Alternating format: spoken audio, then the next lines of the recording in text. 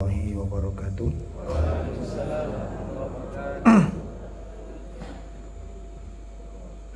Alhamdulillah hamdan katsiran thayyiban mubarakan fi kama yuhibbu rabbuna wa yarda. Asyhadu an la ilaha illallah wahdahu la syarikalah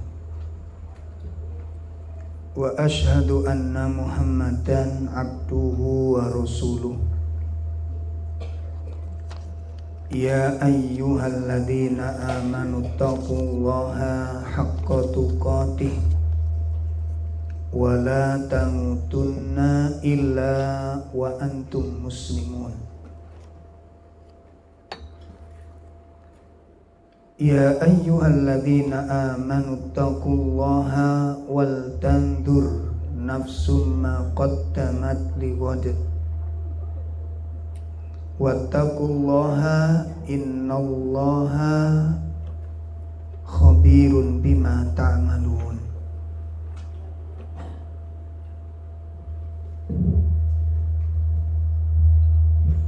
Allahumma salli wa sallim wa barik ala nabiyyina Muhammadin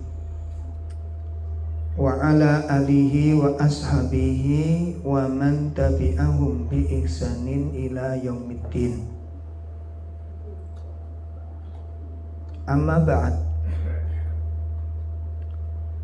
Ikhwatul kiram, para sesepuh, sahibul bait, Ustadz Samsul sekeluarga yang semoga senantiasa dijaga oleh Allah Subhanahu wa taala.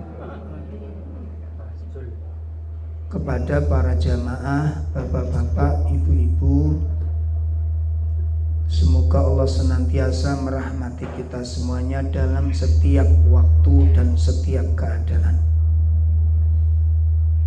Alhamdulillah, pada malam hari ini kita bisa hadir di dalam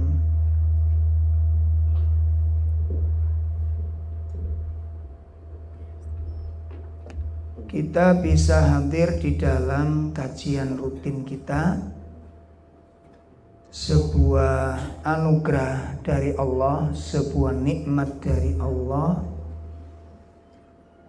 yang mana Allah memberikan petunjuk kepada kita, menuntun kita, diarahkan untuk tetap senang kepada kebaikan.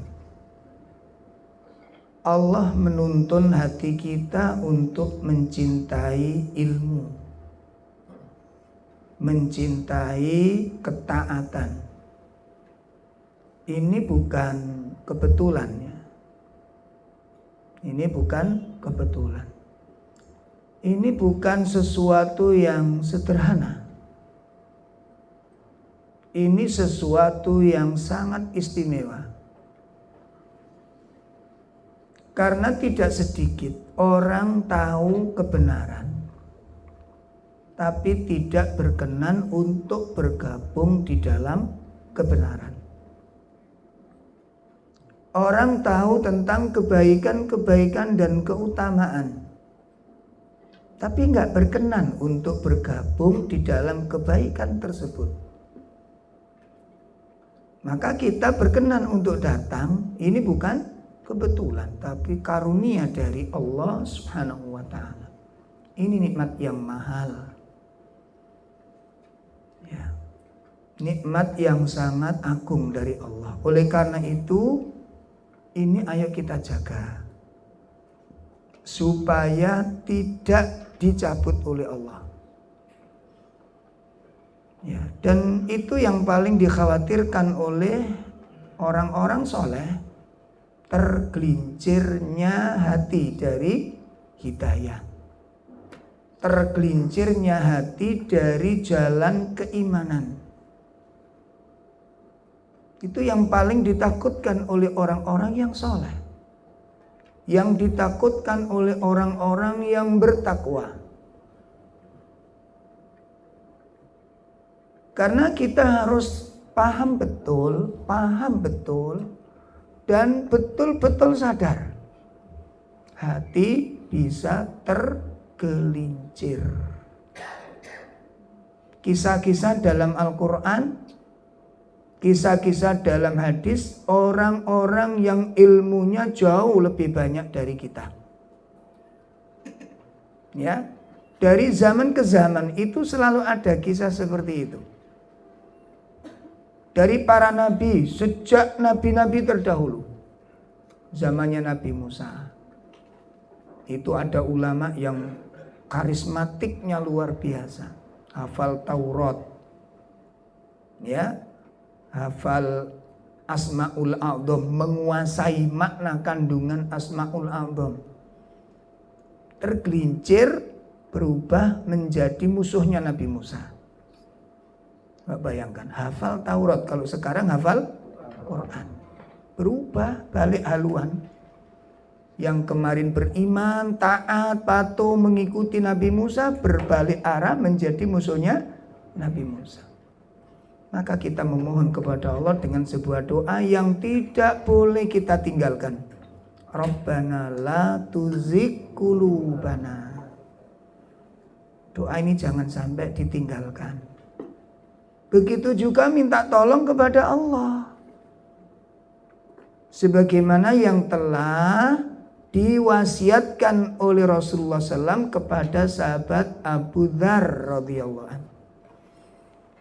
Ya, ketika Nabi SAW berkata kepada Abu Dzar, ya Abu Dzar, ya, aku sangat mencintaimu.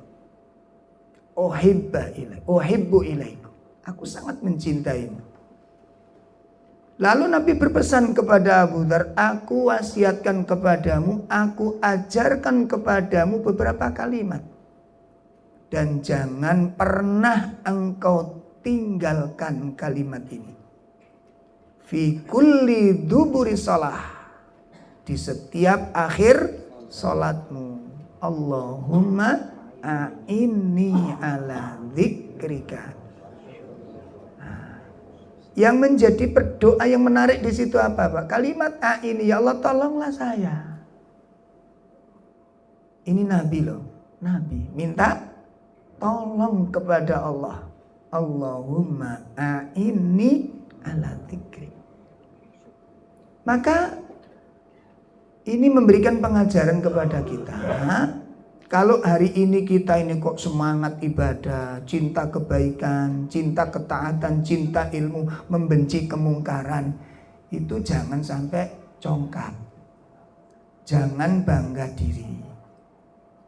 Jadi ada dua pesan di situ. Yang pertama, jangan sampai bangga diri. Jangan sampai congkak dengan kesolian yang hari ini kita dapatkan. Kenapa? Ini kisah hidup belum selesai. Karena satu saat dengan adanya masalah-masalah hidup, iman seseorang itu bisa berubah. Ya, saya punya teman, semoga Allah memaafkannya, semoga Allah mengampuninya, dan semoga Allah mengembalikan jalan hidupnya. Satu bangku dengan saya. Ilmunya jauh lebih banyak, lebih luas, lebih cerdas, lebih berani. Satu bangku dengan saya. Dakwahnya mulai kami sama-sama bujang. Kalau berdakwah itu bagus, materinya luar biasa. Ilmu alatnya luar biasa. Kami baru nyicil kitab Bukhari, beliau sudah kitab Fathul Bari. Napa Fathul Bari? Syarahnya kitab Bukhari. Syarahnya itu. Beliau sudah ngajar kitab itu, saya baru nyicil kitab Bukhari. Qadarullah dengan adanya peristiwa-peristiwa dalam kehidupan berubah sekarang. Yang dulu ahli tauhid dan ngajak orang tauhid, sekarang ngajak orang berbuat syirik. Ngajak orang berbuat syirik. Makanya selalu kita doakan semoga Allah kembalikan. Dan kita berlindung dari ujian-ujian yang kita nggak mampu menerimanya. Makanya setiap akan tidur jangan pernah tinggalkan doa itu. Ya, doa apa Ibu? Doa makan. Apa? Itu doa yang ada di akhir surat Al-Baqarah. Nah, itu kan kita dianjurkan setiap akan tidur membaca 2 ayat, nggih. Niku pun ngantos dipun tinggalkan. Jadi setiap akan tidur niku pun ngantos dipun tinggalkan.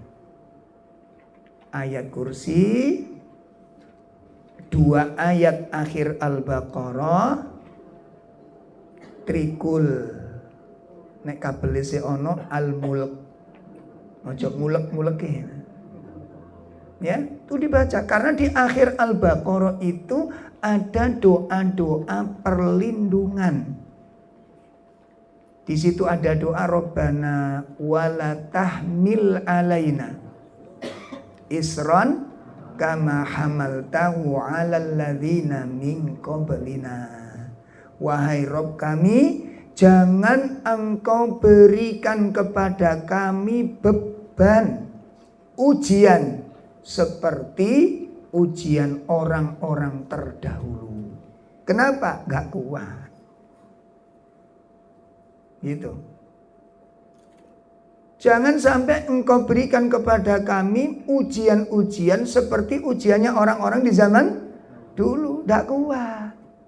Karena gak kuat kita. Ujian iman di zaman orang dulu tuh ya Allah, wah, luar biasa. Bukan cuma dicaci. Kalau sekarang kan paling diomong, digunengi, wong paling kelamut-kelamut dong, kan? Gak suka kita, dituduh, difitnah, itu aja. Dulu enggak, ditangkep, ditanam hidup-hidup, tandur urip-urip, sisa kepala gergaji menjadi pecah menjadi 2. Atau kalau gitu diikat di tiang yang kuat kemudian disisir dengan sisir besi sampai dagingnya terkelupas dari tulangnya. Kondisi seperti ini kata Nabi, siksaan seperti ini tidak menghalang-halangi mereka untuk beragama. Tetap bertahan. Kula mbek sampean piye? Belum lagi yang diuji dengan kelaparan, kekurangan, kemiskinan. Itu lebih berat lagi, Pak. Lebih berat lagi. Ujian berupa kekurangan itu tidak sedikit wanita-wanita muslimah yang asalnya tegar minta cerai karena suaminya diuji dengan kemiskinan. Tapi wong wedok-wedok niku cerdas kok. Cerdas. Saat suaminya sukses, berhasil, tingkah lakunya buruk si suami ini, dia masih bertahan. Sampai tak pancing-pancing, kami tak cerai saja, Bu. Enggak, Ustadz, itu mungkin ujian saya. Di situ surga saya dapatkan.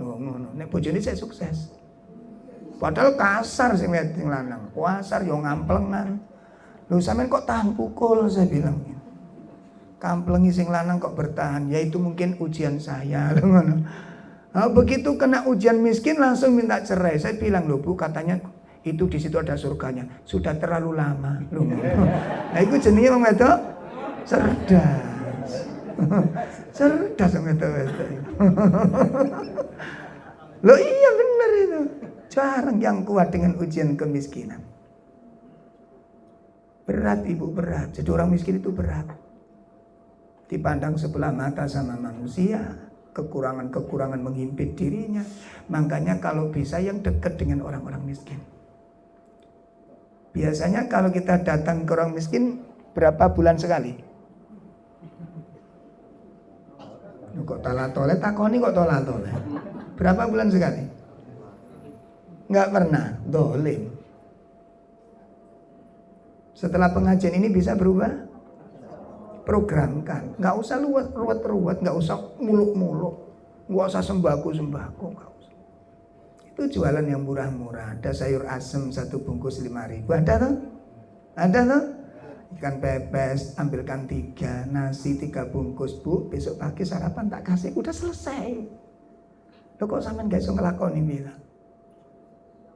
Hah? Itu kan peluang surga yang paling murah. Dan bisa dilakukan. Kenapa nggak dilakukan? Ayo, setelah pengajian ini, kalau bisa, kalau saya pribadi dulu dapat begini Pak, ulama-ulama kalau kita tiru ulama dulu itu nggak usah nunggu besok, nanti pulang cari nasi goreng, cari orang miskin di dekat rumahnya, selesai sudah. Bisa kan?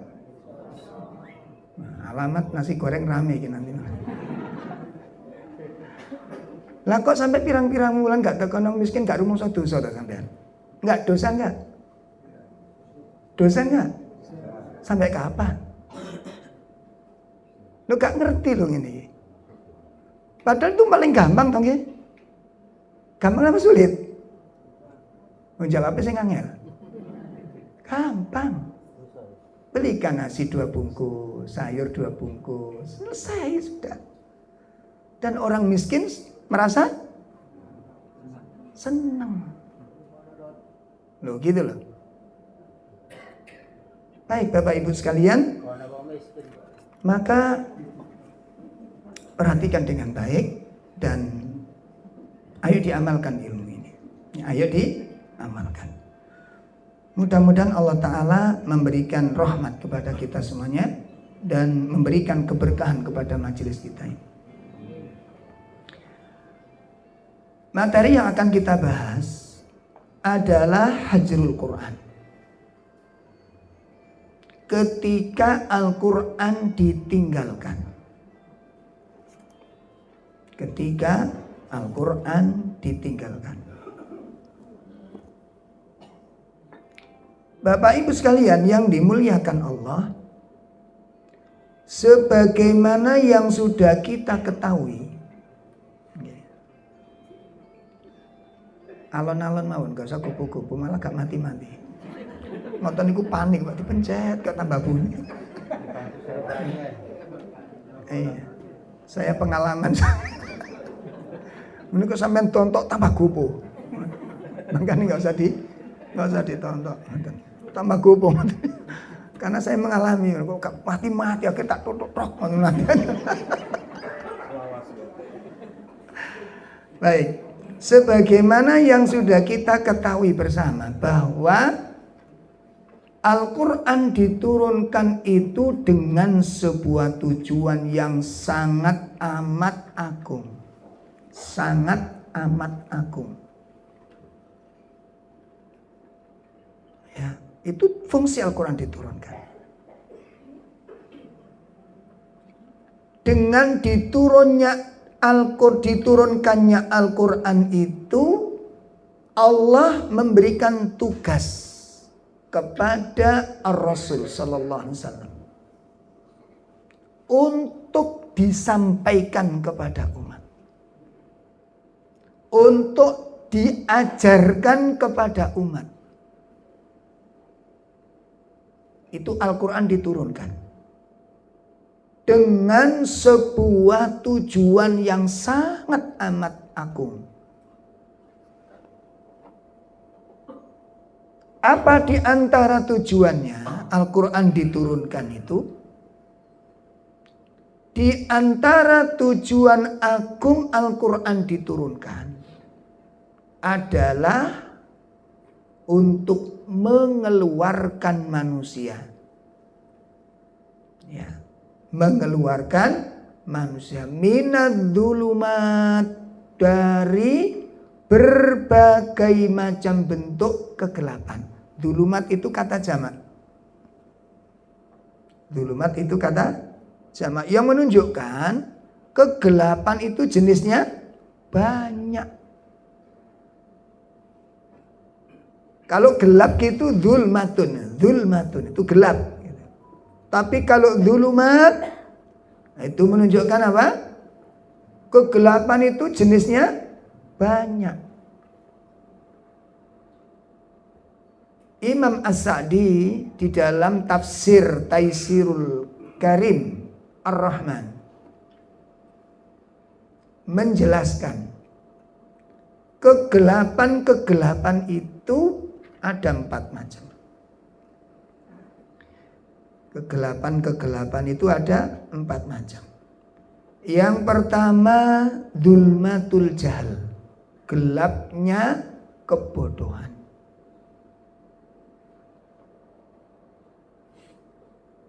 Zulmatul jahal, gelapnya kebodohan. Jadi bodoh itu merupakan kegelapan. Ya, bodoh itu kegelapan. Sehingga orang karena kebodohan banyak terjerumus dalam kesyirikan itu karena nggak ngerti tauhid. Kenapa orang terjerumus di dalam kekafiran? Karena nggak ngerti iman. Kenapa orang terjerumus ke dalam kebid'ahan? Karena nggak kenal sunnah. Kenapa orang terjerumus dalam maksiat? Nggak kenal taat.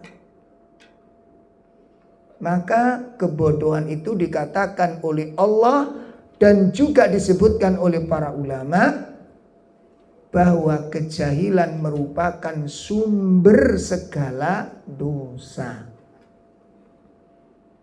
Kejahilan sumber segala dosa. Disebutkan oleh Imam Abul Aliyah, kullu dzanbin asabahu 'abdun fahuwa bijahalah. Kata Imam Abul Aliyah menukilkan nasihat para sahabat. Semua dosa asabahu 'abdun yang menimpa kepada hamba. Semua dosa yang menimpa kepada hamba fahuwa bijahalah, itu disebabkan karena kebodohan. Semua dosa. Nah, timbul pertanyaan, lah kalau ada orang alim melakoni dosa piye? Ya karena bodoh dia. Loh, orang alim kok dikatakan bodoh nggak ngerti akibat. Kalau ngerti akibat, nggak mungkin dia melakukan dosa. Jelas Ibu? Orang kalau ngerti akibat, nggak mungkin melakukan dosa. Pun itu yang pertama, gelapnya kejahilan.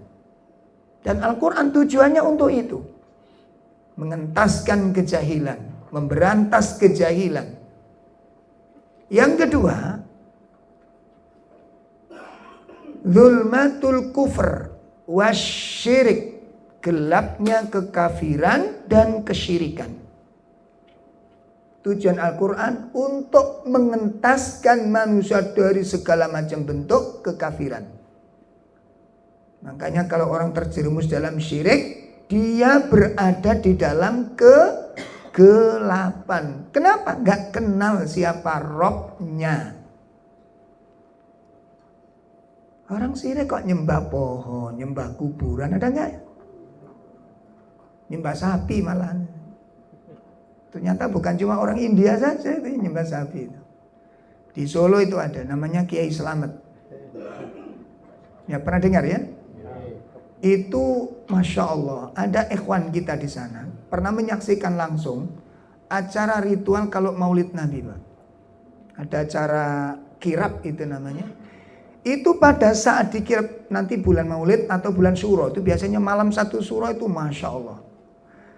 Dari alun-alun dikirap menuju pendopo itu.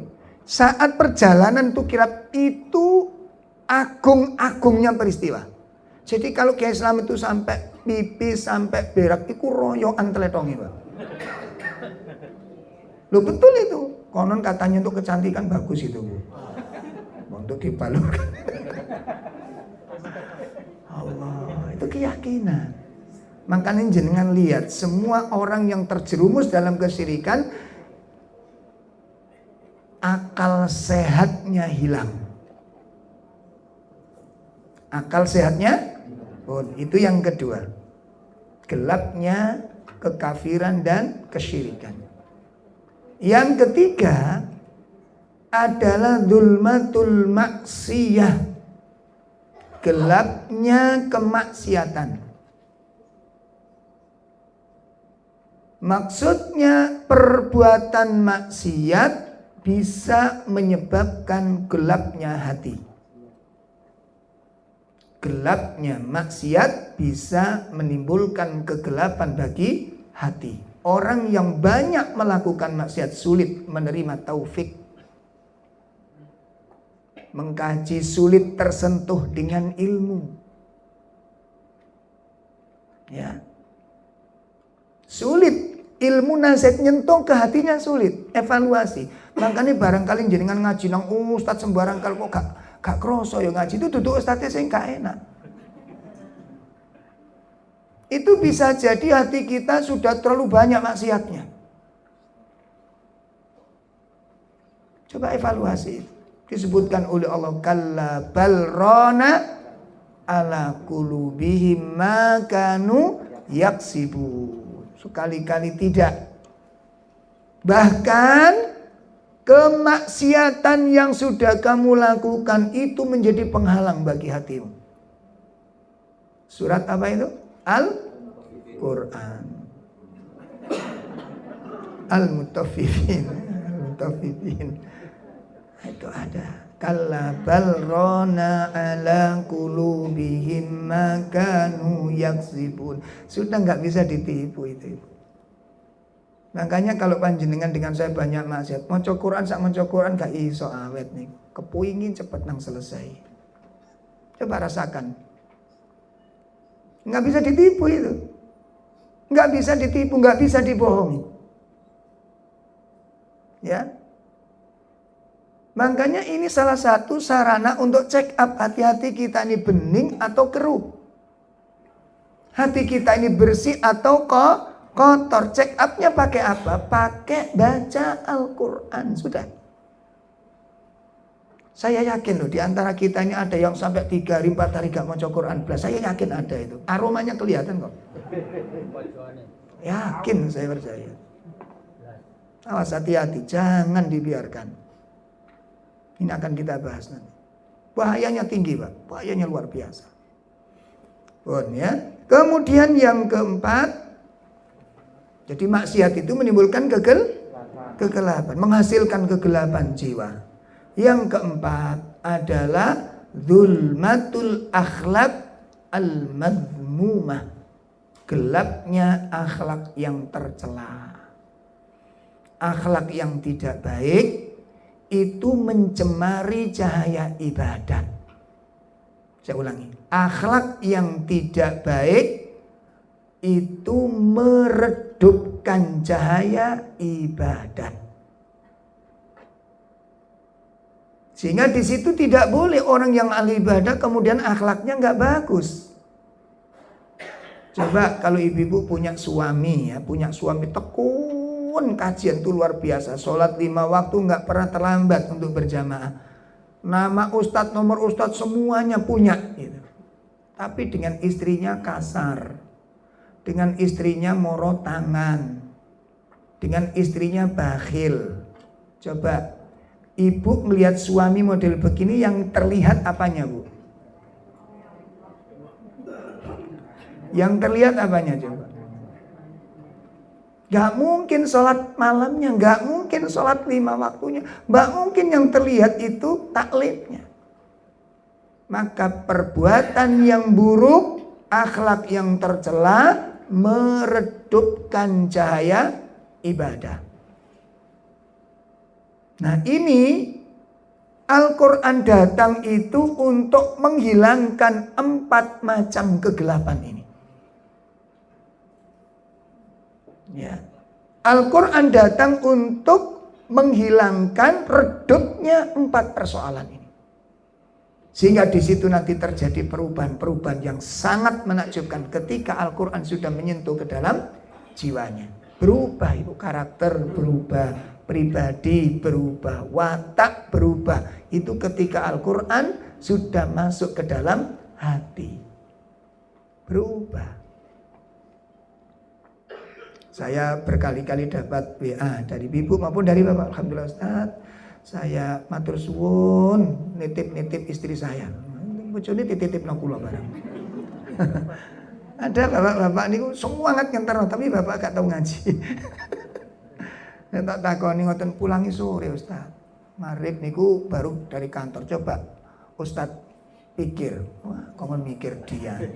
Aku pikir aku wis akeh.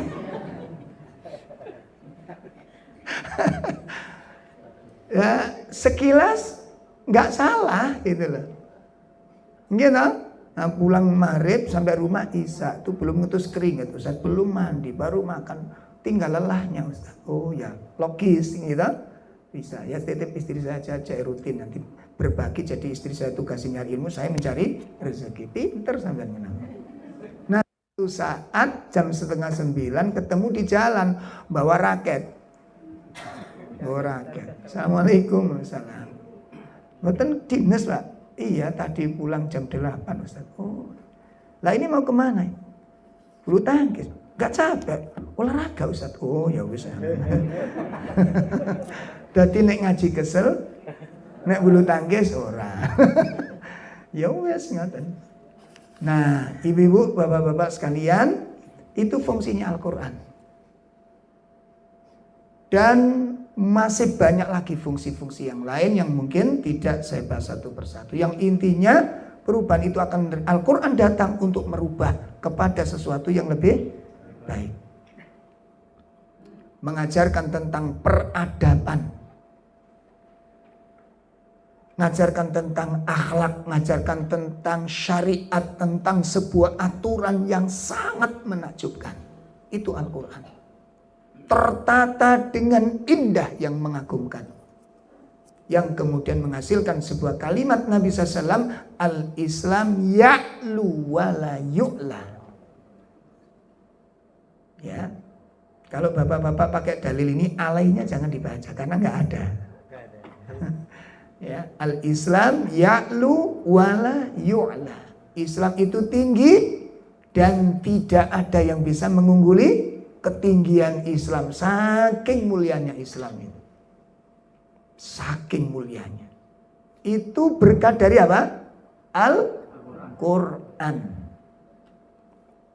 Nah, sehingga ketika Al-Quran diturunkan dengan tujuan yang sangat menakjubkan, merubah dunia,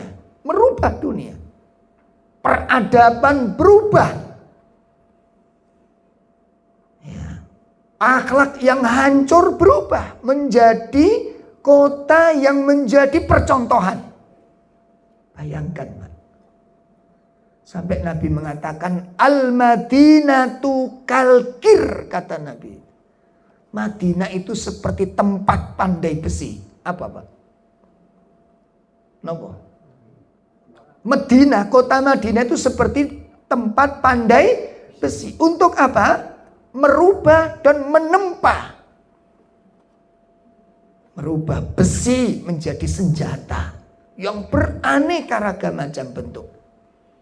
Ditempa di sana, digembleng di situ. Itu kota Madinah. Dengan apa Rasulullah menggembleng sahabat? Dengan apa? Al-Quran. Lahir pemimpin-pemimpin yang sulit diikuti oleh generasi berikutnya. Lahir pemimpin yang namanya Abu Bakar. Siapa yang bisa meniru keadilan? Belajar dari mana? Tentang ilmu kepemimpinan. Dari mana? Al-Quran. Allah. Manajemen negara. Dari mana dia belajar? Al-Quran. Itu fungsi Al-Quran. Maka ketika Al-Quran ditinggalkan, akan membuahkan kehancuran dengan sehancur-hancurnya. Ketika Al-Quran ditinggalkan, apa yang terjadi? Ya, kehancuran. Dengan kehancuran yang sehancur-hancurnya. Carut marutnya kehidupan. Makanya saya pesan kepada bapak-bapak, para asatid yang memegang amanah dakwah, para khutbah yang diamanai khutbah-khutbah, panjenengan punya tanggung jawab yang besar dalam agama ini. Ada dua golongan besar yang sekarang sudah masuk ke lembaga-lembaga dan ormas-ormas Islam. Ini dua golongan ini paling berbahaya dalam Islam. Yang pertama Syiah, yang kedua liberal. Hati-hati. Ormas-ormas sudah dimasuki semuanya. Makanya jenengan harus tajam melihat dengan kacamata Kalau Bapak berpegang dengan Al-Quran, ormas Anda akan selamat. Tapi kalau tidak akan hancur. Karena jiwa kemunafikan dua golongan ini sangat amat mengerikan. Melalui bahasa, melalui tutur kata, melalui syubhat-syubhat, itu cara menghancurkannya, enggak langsung. Boten langsung. Nah, dalam pembahasan ini kita akan bagi menjadi dua. Pertama tentang definisi hajrul Quran. Yang dimaksud meninggalkan Quran itu bagaimana? Dan yang kedua akibatnya apa?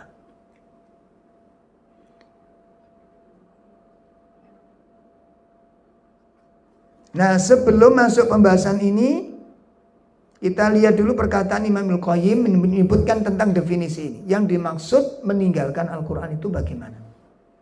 Qala al-Imam Ibnul Qayyim,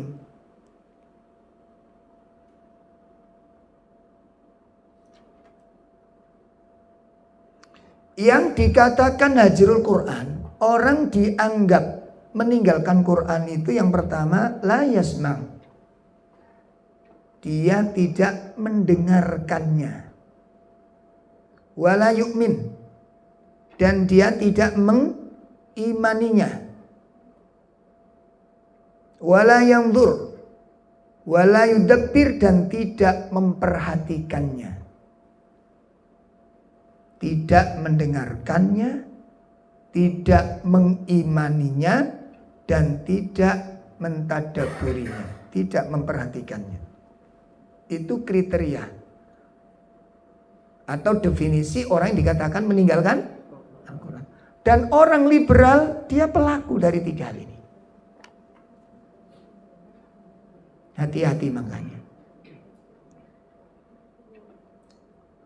Yang kedua,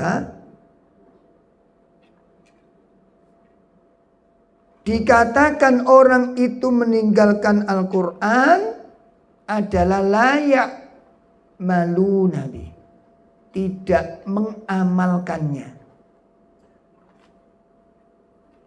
Wala yuqimah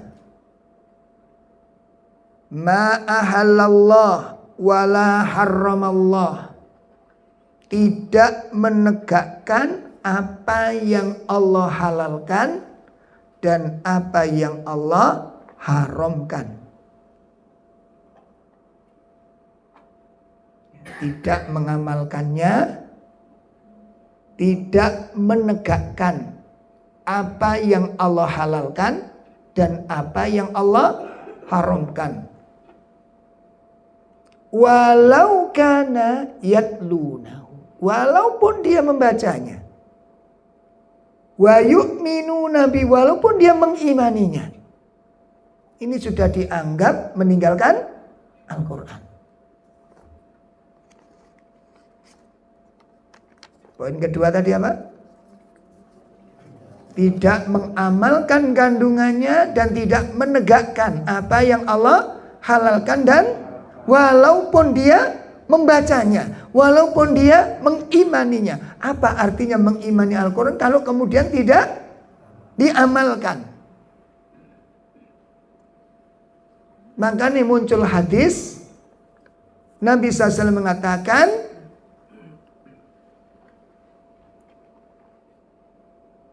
Bada'ul Islam gharib. Islam diawali dengan keasingan. Wa sayaudu gharib kama bada. Dan nanti pada akhir zaman Islam menjadi asing seperti awal Islam itu datang. Nah, pertanyaannya, kok bisa Islam dianggap asing? Sementara kita lihat negara kita ini negara mayoritas Islam. Kok bisa dikatakan asing? Dari mana Islam asing? Pertama, Islam menjadi asing itu karena satu, sedikitnya umat Islam yang mau belajar tentang Islam. Sehingga nanti Islam itu nanti hilang, Pak. Satu persatu syariat Islam itu hilang. Luntur seperti lunturnya kain batik yang ada pada kain. Itu luntur nanti. Sehingga orang nggak kenal lagi la yadri salat, wala yadri zakat, wala yadri saum. Nggak kenal lagi apa itu salat, apa itu puasa. Jenengan cek hari ini. Nanti kalau pas wudu di masjid-masjid kita, ya banyak kaum muslimin yang belum ngaji, itu kalau wudu wake sih nggak bener, Pak. Itu kelas bapak-bapak, mas-mas, ibu-ibu, aduh masya Allah, banyak, bukan banyak, sedikit. Banyak itu pakai tasjid nulisnya itu. Saya itu ini kalau diingatkan apa yang nggak perang, kata ingatkan itu mikir kita itu kadang-kadang orang tersinggung gitu kan. Allah, betul saya sampai coba kalau ada di masjid jangan simak, coba simak sebentar gitu. Wudu itu nggak sampai siku, Pak. Mari sekilen tul. Tangan ya kok geraji kan ini. Iya kan? Itu banyak itu. Sah salatnya? Sah salatnya? Enggak sah. Enggak usah ragu, enggak sah. Kenapa? Wudunya enggak sah. Yang anak-anak SMA, wah enggak kena dihitung nih. Nah, sering saya sampaikan kalau saya mau sholat di masjid yang saya ngaji itu, saya simak anak-anak remaja loh kayak gini. Takmir saya ingatkan, tolong diingatkan. Sebelum sholat nanti mungkin imam coba diwanti-wanti wudunya diingatkan. Nggak kenal sudah. Nah itu yang keberapa? Kriteria orang dikatakan meninggalkan Quran ketika tidak mau mengamalkan isinya. Tidak menegakkan apa yang Allah halalkan dan apa yang Allah. Walaupun dia membaca Al-Quran. Walaupun dia mengimani Al-Quran. Maka dia tetap dikatakan meninggalkan Quran. Karena dengan perkara ditinggalkan akhirnya Islam nggak dikenal. Gimana? Coba. Mulai kapan panjenengan ngerti ngombe panas gak oleh disebul? Ayo. Ayo mulai kapan? Mulai ketika ngaji. Oh, gak oleh ternyata ngoten. Dalbian mesti disebuli tiap hari. Gitu? Nggih. Gak ngerti kalau itu nggak boleh. Ya saya dulu sholat niku untuk samping saya itu nonton sing ngeten. Iki opo? Iki ngoten. Mikir, pasti karena nggak tahu itu. Begitu mikir itu ngelihat ono sholat kok tangani apa? Waduh. Mikir iki aliran opo? Mesti aliran itu mesti jawabnya itu. Karena nggak ngerti ilmu. Lah ngeten iki nek mboten diamalkan, lama-lama begitu ada orang mengamalkan terlihat apa? Asing. Ternyata bukan orang yang salah, kita yang gak ngerti. Sama di kampung itu geger gara-gara ada santri pulang dari pondok, terus dia malu ilmu nih Pak. Sholat gini masjid depan rumahnya. Qadarlah mantan sholat apa? Maghrib, sholat sunnah. Nah pengurus takmir niku lewat ngarepe sing sholat dicegat kali lari-lari niki. Ngamuk. Dicegat ngamuk. Wong sholat kok tangane ketawik. Wah akhirnya dilaporkan nang RT. Napa niku teng takmir dibahas teng mriku akhir. Di tempat kita sudah aliran sesat lho ngono. Gara-gara napa? Nggih sing enak niku padha gak ngaji nih, Pak. Sing sholat gak ngaji, sing lewat gak ngaji niku malah selamat. Gak ngerti nek salah. Astagfirullah. Banyak ilmu-ilmu yang kita belum tahu itu. Ya. Bon, itu yang kedua. Yang ketiga, dikatakan meninggalkan Al-Quran ketika tidak menjadikannya sebagai hukum,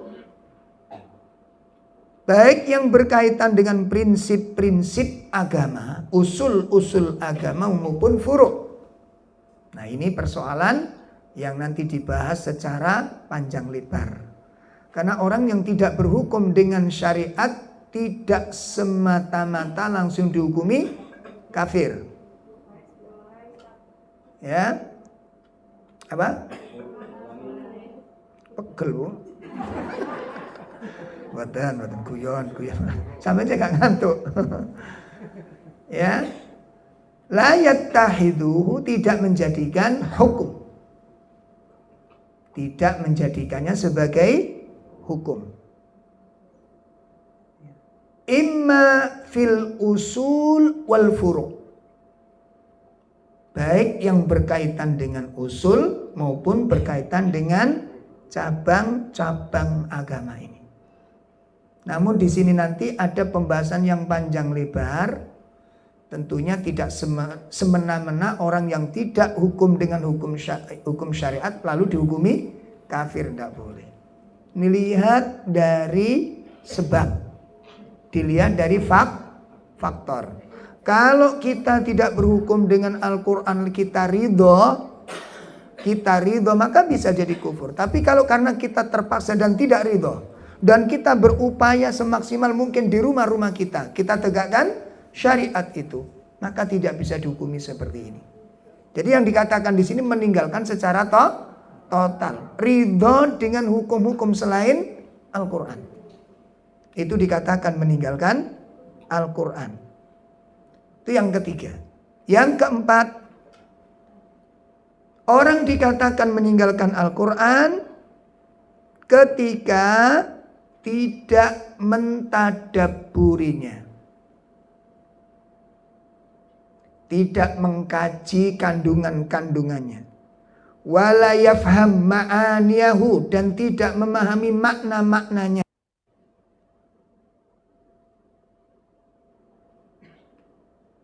wala ya'lamun, dan tidak mengetahui ma'aradah, apa yang diinginkan oleh Al-Quran, tidak mengerti apa yang dikehendaki oleh Allah Ta'ala, maka orang seperti ini bisa dikategorikan sebagai orang yang meninggalkan Al-Quran. Dan yang kelima, kata Imam Ibnul Qayyim, la yattakhiduhu syifa, tidak menjadikan sebagai obat, min kulli da, dari segala macam penyakit qalbu.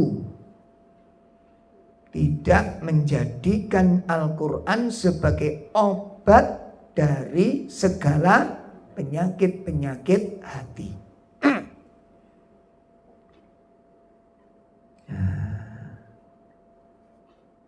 Maka obat dari seluruh penyakit hati apa? Al-Quran. Makanya wong nek wis ngaji Quran putih inget-inget nih, Masya Allah, sebuah nasihat yang sangat luar biasa kata Imam Ibnu Qayyim.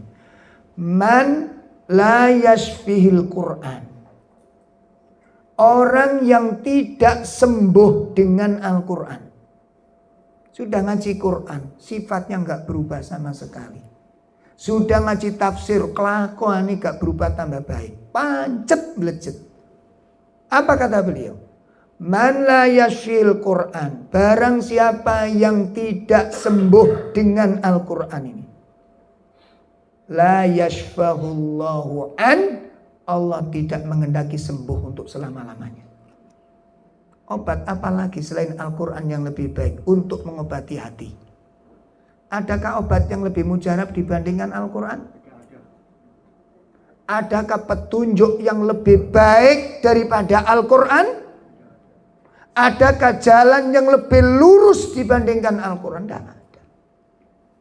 Yang mampu merubah peradaban zaman tidak lain adalah Al-Quran. Makanya Al-Quran itu disebut mukjizatul akbar, sebesar-besar mukjizat sepanjang sejarah.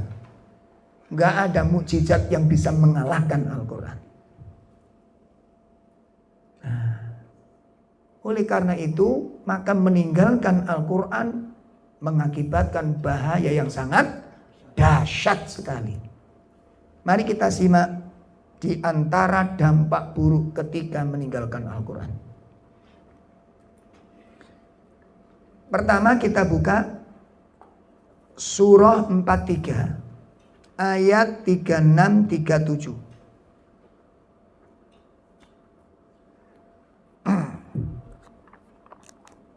Surat berapa? 43. Surat apa? Az-Zukhruf.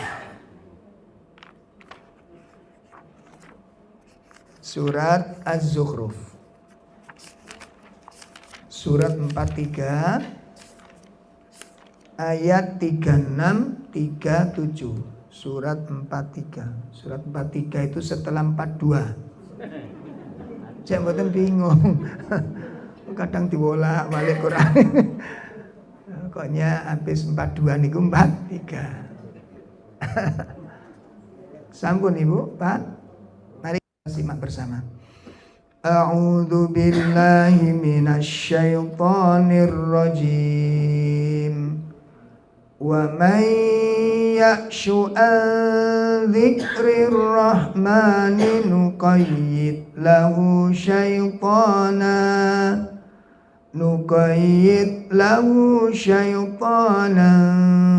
fahuwa lahu qarin wa innahum layasuddunahum anis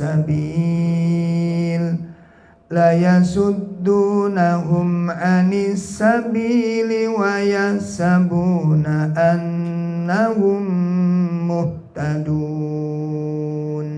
Ya. Barang siapa yang berpaling dari pengajaran Tuhan yang Maha Pemurah, yaitu Al-Quran, kami adakan baginya syaitan yang menyesatkan, maka syaitan itulah yang menjadi teman yang menyertainya. Dan sesungguhnya setan-setan itu benar-benar menghalangi mereka dari jalan yang benar, dan mereka menyangka bahwa mereka mendapat petunjuk. Insyaallah, ini mengerikan sekali, Pak. Akibat meninggalkan Al-Quran. Di dua ayat ini ada 4 itu. Ya, dampak buruk akibat meninggalkan. Makanya kalau pesan saya itu datang bapak-bapak kali ibu pun dangu-dangu ninggal Quran. Segera dipeksa, moco dipeksa. Kalau ada di antara bapak-bapak yang sampai 4 hari, 5 hari gak moco Quran belas pun, jangan nunggu besok, pulang dari sini langsung baca Quran. Gak usah banyak-banyak, 5 ayat mawon. 5 ayat mawon. 5 ayat itu sebentar apa dangu? Sebentar suwe sampe ngising kok, Pak. Kalau 5 ayat nggak bisa, walaupun sudah 5 hari itu, 5 ayat nggak bisa, Bapak Ibu wajib menangisi dirinya sendiri. Buruk hati kita itu. Apa yang menghalangi kira-kira? Apa yang menghalangi? Apa yang merugikan panjenengan? Tangisi diri sendiri. Masa 5 hari 5 ayat gak bisa? Udah kalau begitu 2 ayat saja, paksa. Jangan nunggu besok, paksa hari ini baca. Karena kalau tidak itu bahaya, Pak. Apalagi sampai 1 minggu gak baca Quran sama sekali, Masya Allah. Akhirnya dengan Quran tuh gak suka akhirnya. Ingat-ingat itu. Akhirnya gak suka dengan Quran. Tersiksa dia dengan baca Quran. Nah ini buruk sudah. Nah mari kita lihat dampak buruknya di 2 ayat ini. Allah berfirman di dalam ayat ini, wa may ya'su an dzikrir rahman. Wa may ya'su, barang siapa, di situ diartikan apa? Berpaling. Di dalam tafsir Ibnu Katsir, kata-kata ya'su itu artinya yata'ama, berpura-pura ndak ngerti. Kata Imam Ibnu Katsir, berpura-pura tidak tahu. Wa yataghafal, pura-pura lupa. Nah, perhatikan, pura-pura ndak tahu, pura-pura wa yu'ridu, dan berpaling. Akibatnya apa? Dia betul-betul ninggalkan. Ngoten niku Pak Nius kadung kelaziman enak, sudah dimanjakan kemalas sebegini, mau baca Quran niku jempol tok niku wis ngeringet sampean. Berat sekali buka Quran itu. Dan itu tanda-tanda yang sangat tidak baik sudah menimpa kita. Kenapa? Nanti penyakit nifak sudah masuk ke dalam hati. Penyakit kemunafikan itu menjadi watak kita. Nggak pakai enggak itu pasti sudah. Nanti kita cek. Fakta di lapangan nanti. Ampun sembrono kali Quran. Ya, kata Imam Ibnu Katsir ada 3 tadi makna ya'syu itu. Yang pertama bermakna apa? Pura-pura tidak tahu.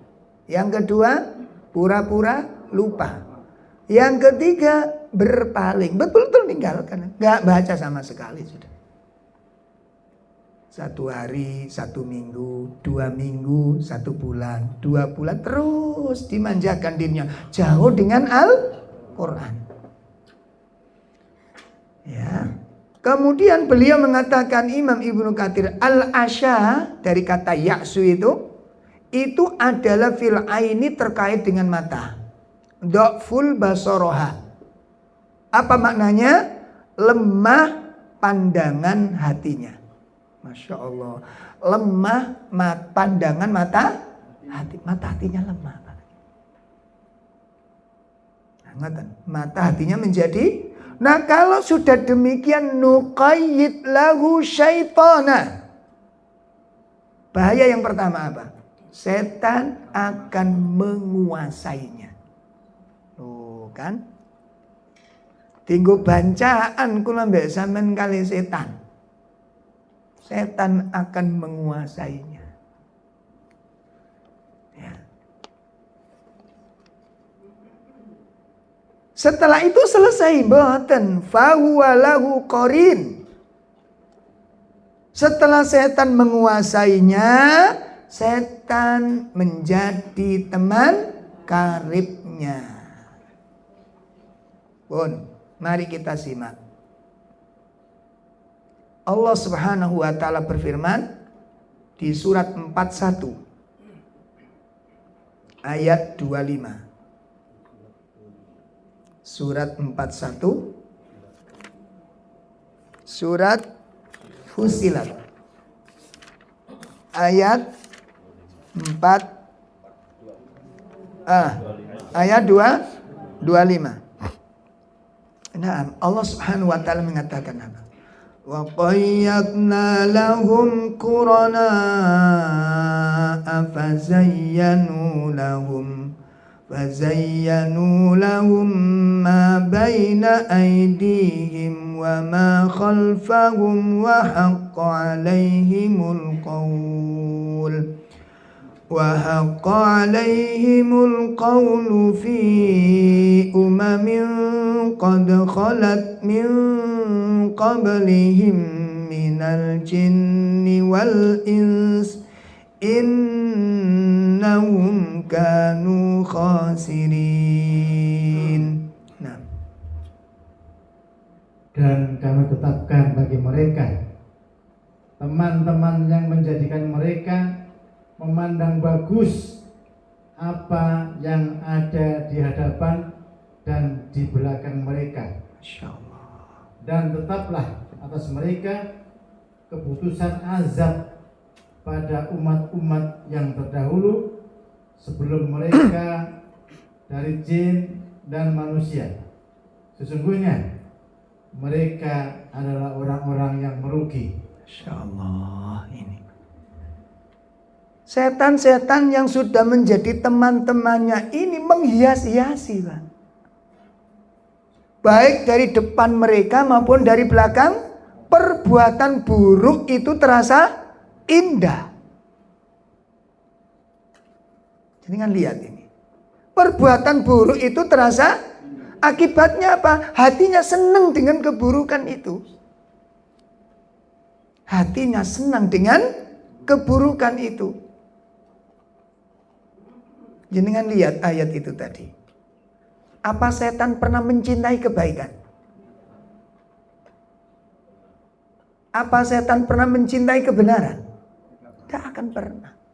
Dan otomatis teman itu mengajak temannya seperti dirinya. Makanya ayat berikutnya menyebutkan apa? Innahum, setan-setan yang sudah menguasai, setan-setan yang sudah menjadi teman karibnya itu. Apa? La yasuddunahum anis sabil.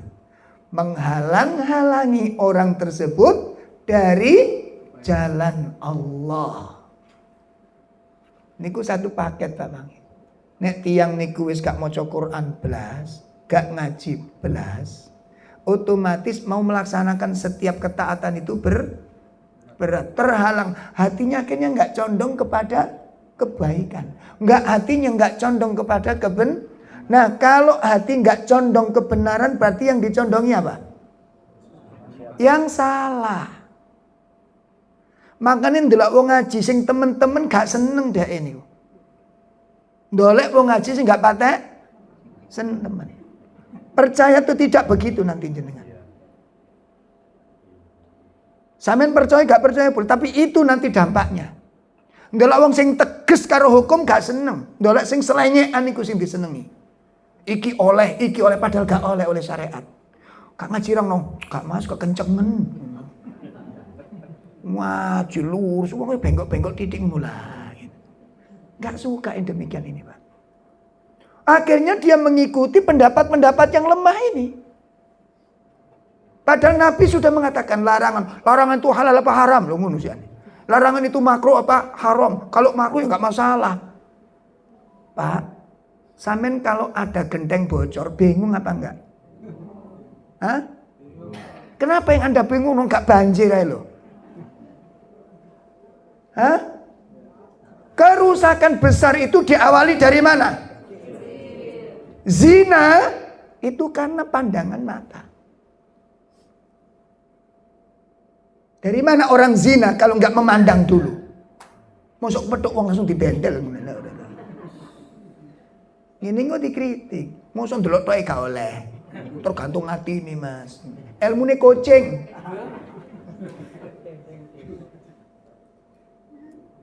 Nggak usah munafik kita itu. Tergantung hati ini gak ada apa-apa ya gak masalah, masih ndol wong muda ora apa-apa, sing penting hati ini banyak berzikir. Munafik ini. Wallahi munafik dia. Nek sampean kali kula dadi wong lanang normal niku Pak, normal. Mata memandang, hati itu komentar. Iku nek kula mbek sampean normal.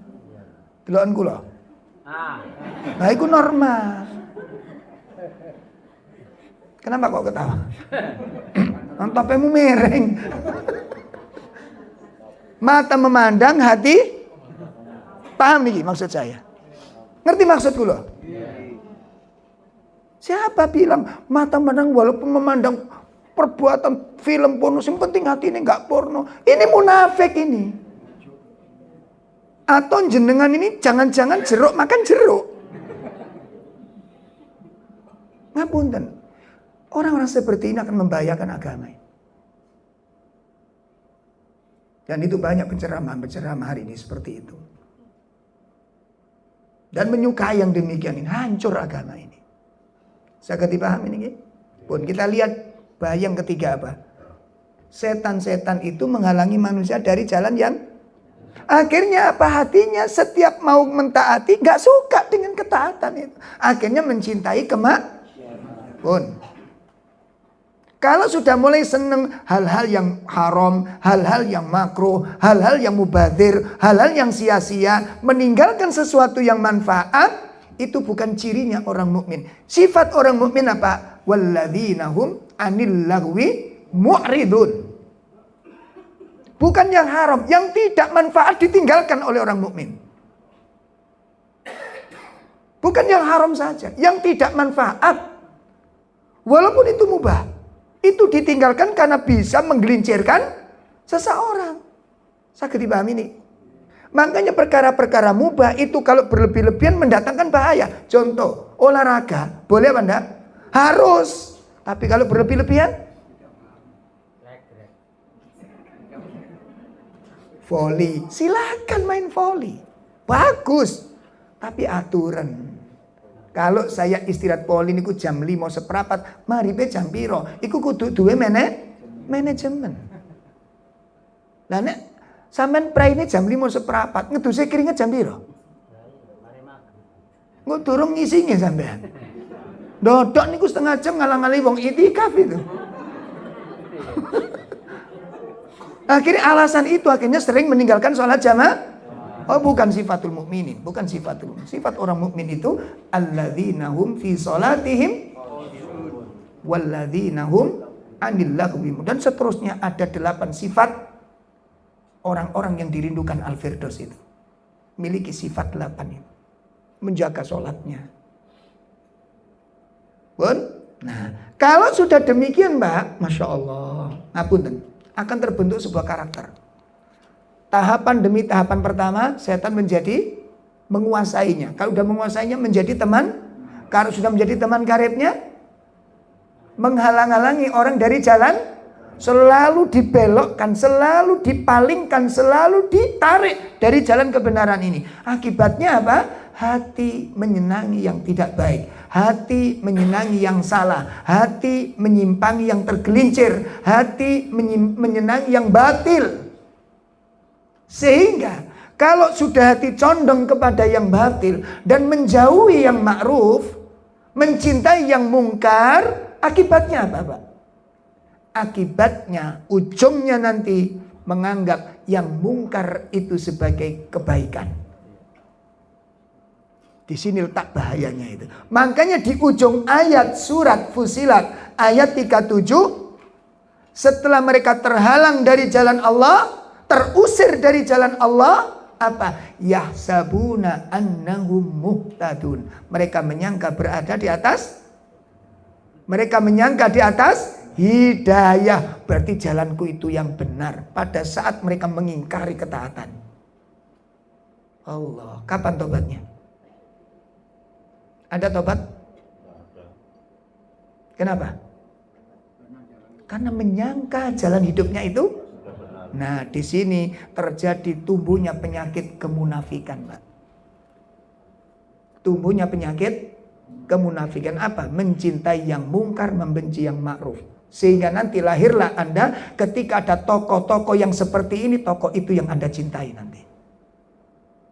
Kalau ada ulama-ulama seperti ini, ulama itu akan Anda cintai nanti. Dibuka surat At-Taubah, sifat orang munafik.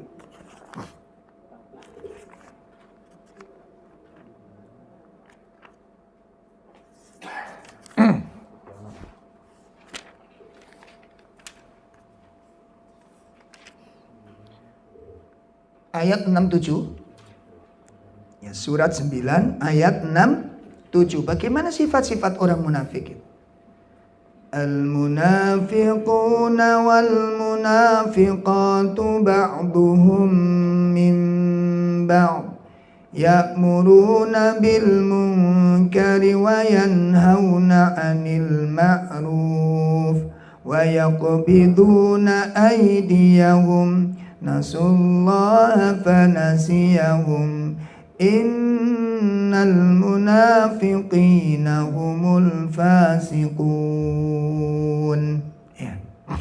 Orang-orang munafik, laki-laki dan perempuan, sebagian dengan sebagian yang lain adalah sama.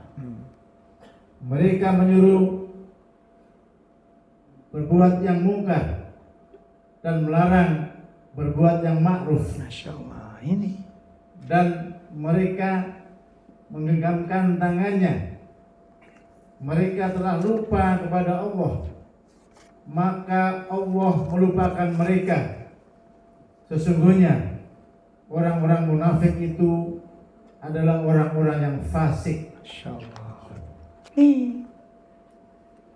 Muncul sifat itu akhirnya karena kita mencintai yang mungkar, maka sing dibelani sing apa? Sing mungkar. Terus ngajak orang kemana? Kemungkaran. Akhirnya kita nggak sadar berada di atas hidayah, padahal kita di atas kemungkaran. Tidak ada tobat bagi orang seperti ini. Akhirnya apa, Pak? Kita berjuang, Kita berjihad melawan kebenaran. Kan hawa nafsu sudah dikuasai karena jauhnya dengan Al-Quran tadi itu. Dan inilah berlaku apa yang diucapkan oleh Nabi SAW dalam sebuah hadis yang diriwayatkan oleh Imam Al-Hakim. Rasulullah SAW menyebutkan min iktirabis sa'ah, di antara tanda-tanda dekatnya kiamat. Di antara tanda-tanda apa? Dekatnya kiamat. Apa? 1. Anturfa'al asrar. Anturfa'al asrar. Orang-orang yang buruk itu dimuliakan. Ini nggak tahu tahun berapa di negara mana nanti terjadi ini. Orang-orang yang buruk dimuliakan. Anturfa'al asrar, 1. Yang kedua apa? Watudo'al akhyar. Sedangkan orang-orang soleh, orang-orang pilihan, orang-orang yang lurus itu dihinakan. Dicaci, dicela, difitnah, dituduh. Ini termasuk orang-orang alim juga demikian. Nah, ini pekerjaannya orang-orang liberal ini, Pak. Nah, liberal si A itu satu majikan. Liberal dengan si A itu satu majikan. Dari mana? Yahudi. Yahudi.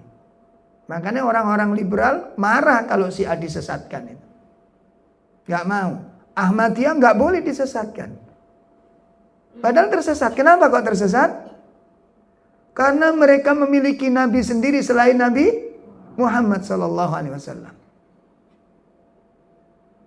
Belum lagi kalau siapa. Makanya kalau ada orang atau ustadz sekali berapapun tidak berani mengatakan Syiah itu sesat, ada 3 kemungkinan.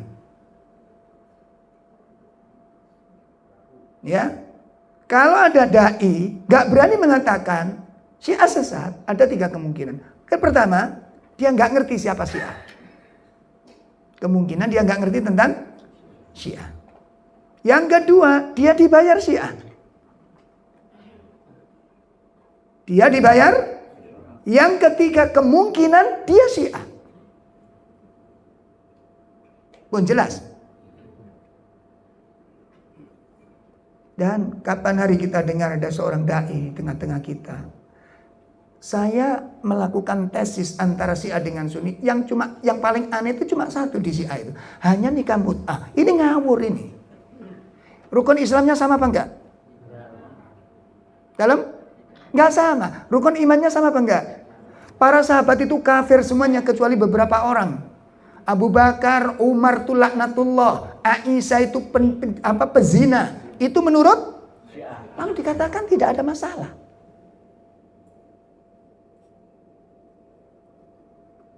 Lalu dikatakan tidak menyimpang.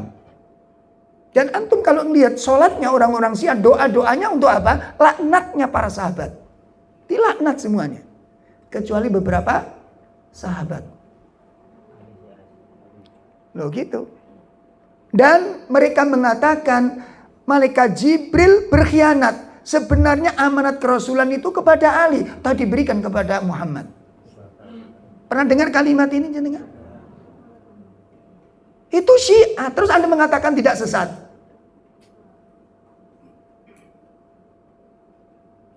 Makanya kalau udah keluar dari Quran, kalau bahaya sekali. Ini muncul lagi dari Malang ini, Pak, gimana?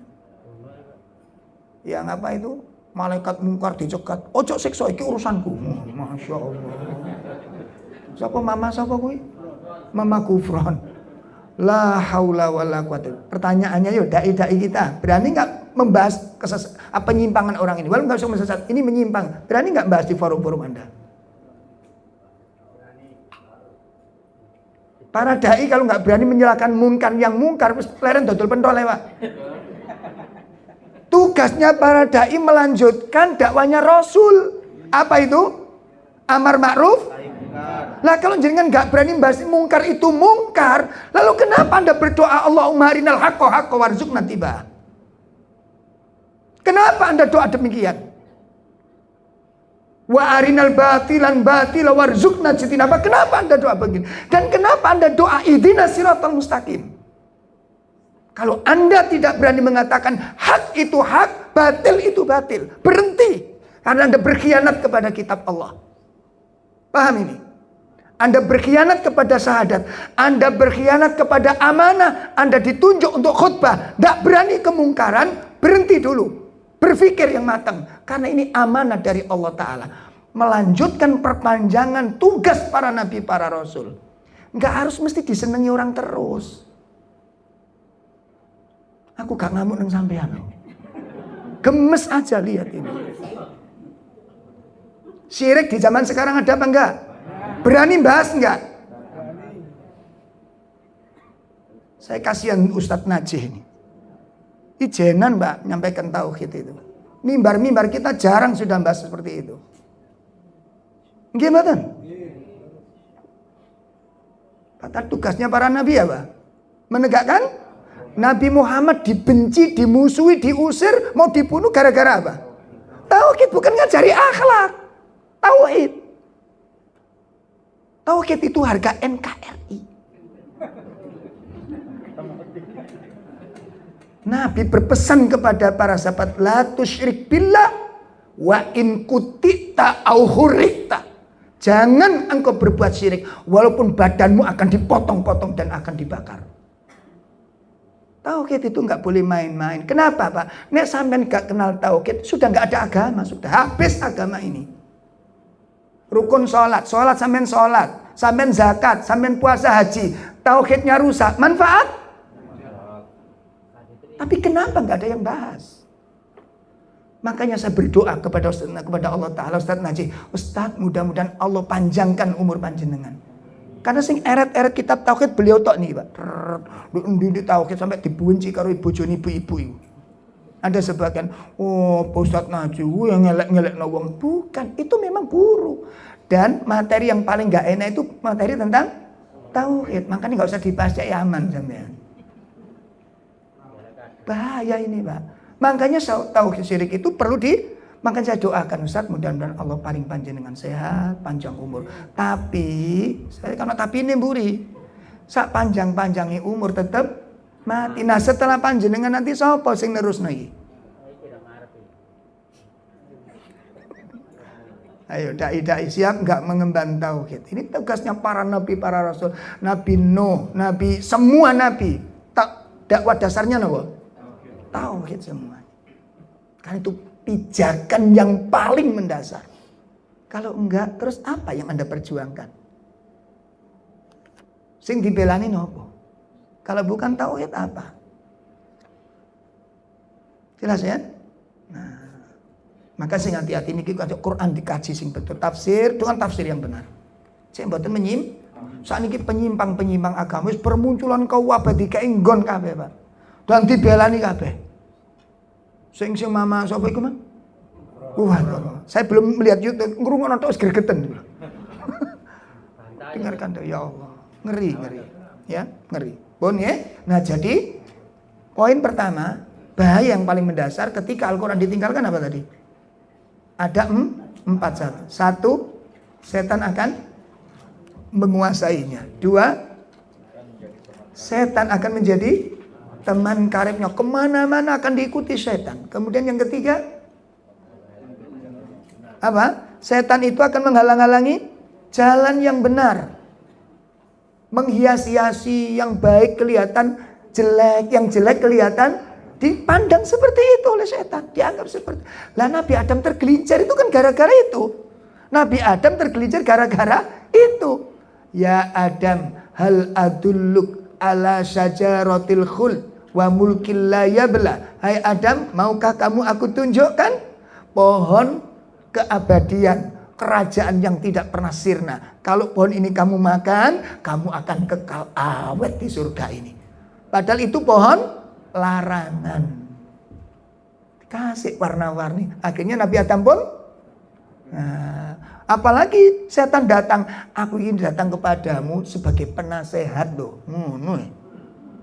Oh bayangin, kalau kita nggak ngaji Quran, isok tam bedakno. Oh iki ceramah iki keliru, ceramah iki bener. Saged bedane. Nek kula mbek sampean nggak duwe Quran, ndak bisa. Mugi-mugi napa ingkang saged kula teraken bermanfaat kepada kita semuanya. Dan intinya apa?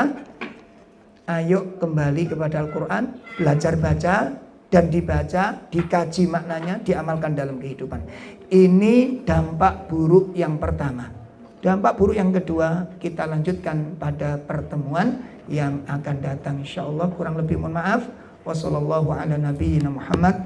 Subhanakallahumma wa bihamdika asyhadu an la ilaha illa anta astaghfiruka wa atubu ilaik. Assalamualaikum warahmatullahi wabarakatuh.